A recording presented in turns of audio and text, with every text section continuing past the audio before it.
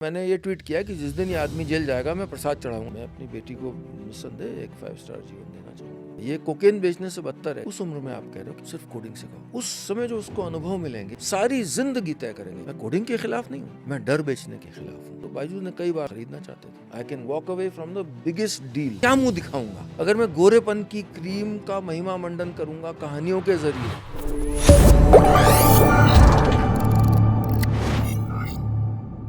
एक पॉइंट तक पैसा इंपॉर्टेंट नहीं होता था, वो गलती थी मेरी। मैंने ट्विटर का अपना जो बायो है उसको एडिट किया कोविड के दौरान। Decency is my business model. Business शब्द लिखने में ही इतने दशक लग गए क्योंकि हमें सिखाया गया कि बिजनेस गंदा है, बिजनेस में समझौते होते हैं। लेकिन ये गलत था, ये गलत सिखाया गया। हम एक सस्टेनेबल अपने पैरों पे खड़े होने वाला मॉडल बनाना चाहते हैं तो पैसा आवश्यक है। तो पैसा उस लिहाज से बिल्कुल आवश्यक है, सुविधाएं आवश्यक हैं। मैं अपनी बेटी को निस्संदेह एक 5 स्टार जीवन देना चाहूँगा। और कोई जब काम ऐसा, कोई वीडियो ऐसा, कोई और काम ऐसा जिसमें पैसे को दिमाग में रखकर आपने किया कि इससे अच्छा पैसा आ जाएगा इसलिए कर लेते हैं? कभी कभी, लेकिन वो ख़राब नहीं होता। कभी हो सकता है कम रोचक हो, अन्यथा नहीं करता। लेकिन मैं कभी भी ब्रांड से के साथ जब काम करता हूँ या पैसे लेके काम करता हूँ, मेरा एक ही फ़िल्टर रहता है। हर क्रिएटर का यही फ़िल्टर रहना चाहिए, मेरी राय है। Would I do it any way? क्या मैं ये अन्यथा भी करता? अगर पैसा नहीं मिल रहा होता तब भी करता मैं ये। मेरा एक ही फ़िल्टर है। तो अगर मैं कोई ब्रांड आ रही है बोल रही कि आप मशरूम की खेती के बारे में कर दो, ठीक है, रोचक नहीं है, पर क्या मैं अन्यथा भी करता? हाँ करता ना। मैं गांव कनेक्शन के लिए भाई कर देता यार। अभी पैसा भी मिल रहा है, उससे तनख्वाहें दे पाऊंगा, उससे थोड़ा सेल्फ रिलायंट हो पाऊंगा। तो लेकिन ऐसा कुछ नहीं करूंगा। मैं ऑन रिकॉर्ड बल्कि कहना चाहूँगा, मुझे कोई ऐसी वो नहीं है। मैं बायजूस और वाइट हैट जूनियर का पब्लिक एनिमी नंबर 1 रहा हूँ। मैंने इतना पब्लिक स्टैंड लिया उनके खिलाफ क्योंकि जब वाइट हैट जूनियर आया तो मैंने इंस्टेंटली ये स्टैंड लिया कि किसी बच्चे को ये बिज़नेस मॉडल नहीं बेचा जा सकता कि अगर आपने 3, 4, 5 साल की उम्र में कोडिंग नहीं की तो आपका भविष्य बर्बाद हो जाएगा। ये बिज़नेस मॉडल था वाइट हैट जूनियर और बायजूस का। और मैंने ये ट्वीट किया कि जिस दिन ये आदमी जेल जाएगा मैं प्रसाद चढ़ाऊंगा। ये ट्वीट है मेरा, ऑन रिकॉर्ड है। कई लोगों ने बोला सर ये तो कोर्ट केस कर देगा आपके। मैंने कहा करे ना, मैं इसको पब्लिक मूवमेंट बना दूंगा और वो जानता है मैं बना दूंगा। मुझे बड़ी खुशी है कि विध्वंस हो गया है उस कंपनी का, क्योंकि ये क्राइम है। ये कोकेन बेचने से बदतर है कि आप एक बच्चे को उस उम्र में, जब उसकी ब्रेन की फॉर्मेशन हो रही है, उसकी ब्रेन डेवलप हो रही है इस तरह से, न्यूरोलॉजिस्ट कहते हैं, मैं नहीं कह रहा हूँ, कि उस समय जो उसको अनुभव मिलेंगे वो उसकी सारी जिंदगी तय करेंगे।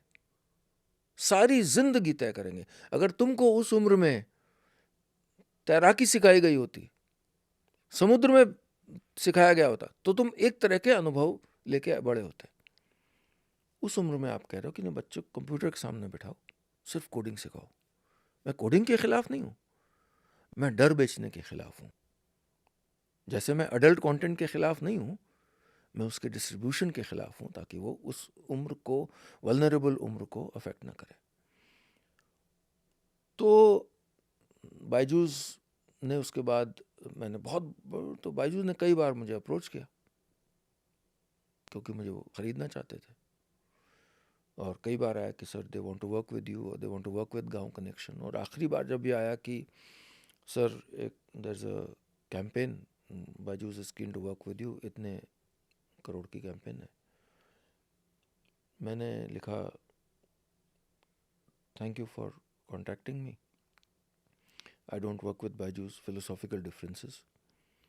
मैंने वो जो लेडी थी उन्होंने उनका नंबर डिलीट किया, ऊपर से पेन लगा के अमाउंट डिलीट किया, और ये मैंने सोशल मीडिया पे डाल दिया स्नैपशॉट, ये दिखाने के लिए कि I am ready to sacrifice serious amounts of money ताकि मैं उस रास्ते पे चल सकूं जिसकी मैं बात कर रहा हूं। मैं हवाई बात नहीं कर रहा हूं, हम एकदम नहीं कर रहा हूं। कल मैं गोवा में था, फोन आया, कास्टिंग एजेंट, कुछ साल से कास्टिंग वास्टिंग का पता नहीं क्यों आने लगा है कि सर ऐसा है, एक ऐड है सर, शूट होना है सर, यूरोप में शूट है, एक बहुत बड़ा कैथीड्रल है, उसमें सर आप स्टोरी सुना रहे हैं, आप स्टोरी टेलर हैं और आप कहानी सुनाते हैं और ऐसे बहुत बड़ी भीड़ है और फिर आप निकल रहे हैं और एक और स्टोरी टेलर जो आपके पहले आया था और वो आपको फॉलो कर रहा है भीड़ में, आप उसकी डायरी लेते हैं और आप कुछ लिखते हैं, ऐसा ऐड हो सकता है, आगे आए तो तुमको याद आएगा। हाँ ये ठीक है। तो बोलता है कि सर ये ऐड है। मैंने कहा अच्छा। बोला सर यूरोप में है सर, 2 दिन का शूट है आपका और ऐसे से रजनीगंधा का है। मैं कहा भाई लास्ट में बोले तुम, अब तब इतनी कहानी बुन रहे हो शुरू में, लास्ट में बोले तुम। वही चम्मच उठा के तुमको क्यों लगा मैं रजनीगंधा का ऐड करूंगा? मैं नहीं करूंगा ना। तो मैं अपनी परिधियां मेरी तय हैं। मैं एक एक्सपेंसिव आर्टिस्ट हूँ। मेरा saying no is my biggest super power. I can walk away from the biggest deal. मेरे पास गोरेपन की क्रीम वाले आ चुके हैं कि ये इतने करोड़ की डील है, आप कहानियां सुनाइए। मैं कहा भाई तुम समझ किससे बोल रहे हो यार तुम्हें, मतलब मैं क्या मुंह दिखाऊंगा? अगर मैं गोरेपन की क्रीम का महिमा मंडन करूंगा कहानियों के जरिए, जितना भी तुम मुझे पैसा दे रहे हो, मतलब मुझे इसमें कास्ट किया गया था एक शो में, नाम ले लेता हूँ, महारानी है, नीतीश कुमार का जो रोल था। Okay, got it. ठीक है। तो मुझे कास्ट किया गया था उसमें और मैंने एक ही शर्त रखी थी कि मैं गाली नहीं दूंगा। और उनके जो सज्जन थे उन्होंने कहा ठीक है सर, ये तो कैरेक्टर है, ऐसा नहीं है। अब मैं अगले दिन जब गया, जो भी उनकी थिंकिंग होगी या जो भी गैप होगा, तो डायरेक्टर्स जो थे, बहुत बढ़िया डायरेक्टर हैं सुभाष कपूर, उन्होंने कहा सर भर भर के गाली देनी है। तो वही नेचर है उस ओटीटी की दुनिया का। तो मुझे समझ नहीं आया मैं क्या करूं। हुमा थी वहाँ पे और भी बहुत सब काबिल कलाकार थे। तो पूरा दिन पता नहीं कैसे गुजरा मेरा। मैंने शाम को मुकेश छाबड़ा को कॉल किया, जो कास्टिंग डायरेक्टर है। मैंने कहा मुकेश भाई, मैं I am the wrong person in this show. मैं बहुत असहज, मैं नहीं ये कर पाऊँगा।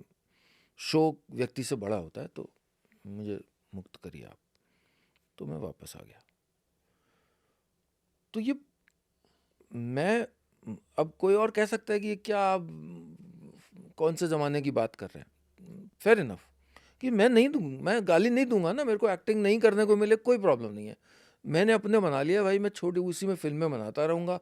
अगर मुझे एक्टिंग करनी मैं कर लूँगा उसमें, जिसका हर फ्रेम मैं अप्रूव कर रहा हूँ, जिसमें कोई बदतमीज़ी नहीं होगी, कुछ ऐसा नहीं होगा जो जिसके लिए मैं शर्मिंदा हूँ। लेकिन हम कॉम्प्लेक्स से कॉम्प्लेक्स इमोशंस और सिचुएशंस, और हम एंटरटेनिंग रखेंगे उसको। अभी अगला एक्शन बना रहे हैं, करेंगे ना, सारे अरमान पूरे करेंगे भाई अपनी शर्तों पे। सुपर सर, जाते थे सर, आपने कोई गाना गाना भी शुरू किया है? अगर आप क्योंकि आपकी आवाज़ हमने कहानियों में सुनी है, बाकी तो आपके यूट्यूब पे जाके हम सुन लेंगे सारे गाने, लेकिन अगर आइए आप कोई टीजर दे दें थोड़ा सा, जिंदगी कुछ भी समराइज करते हो, कोई भी गाना जो आपके दिल के करीब हो, लिखा हुआ, गाया हुआ। वो बर्फी वाला ही सुनाया था। क्यों न हम तुम चलें टेढ़े मेढ़े से रस्तों पे नंगे पाँव रे, चल भटक लेना बावरे। क्यों ना हम तुम तलाशें बगीचों में फुर्सत भरी छाँव रे, चल भटक लेना बावरे। इन टिमटिमाती निगाहों में, इन चमचमाती अदाओं में, लुके हुए छुपे हुए है क्या ख्याल बावरे।